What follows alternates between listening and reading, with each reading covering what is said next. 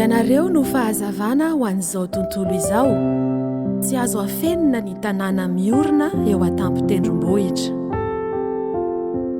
Matio toko 5:1-7.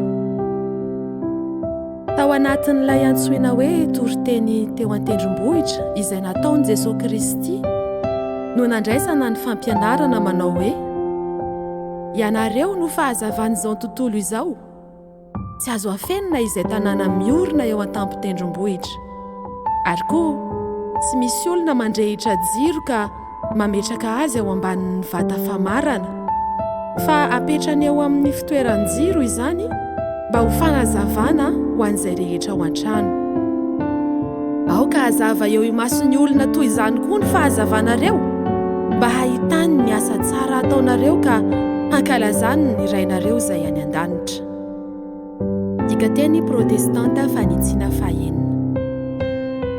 Mampiasa sary anohatra ny tompo amin'ny fampiasana ny teny hoe fahazavan'izao tontolo izao sy momba ny tanàna miorina eo an-tampon-tendrombohitra mba hanambarany ny toerana ametrahan'Andriamanitra antsika sy ny toerana andrasana amintsika ihany koa.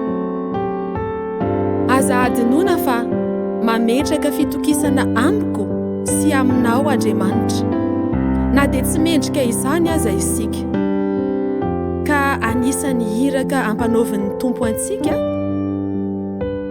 ny ho fantso mpamonjeny, ny ho fantso mpitiavany, ny ho fantso mpitahiny.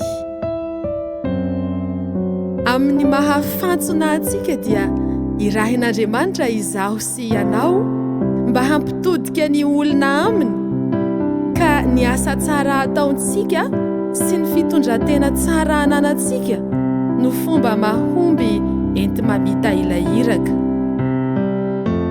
Andriamanitra, misaotra amin'ny fidiananao anay ho mpiara-miasa aminao.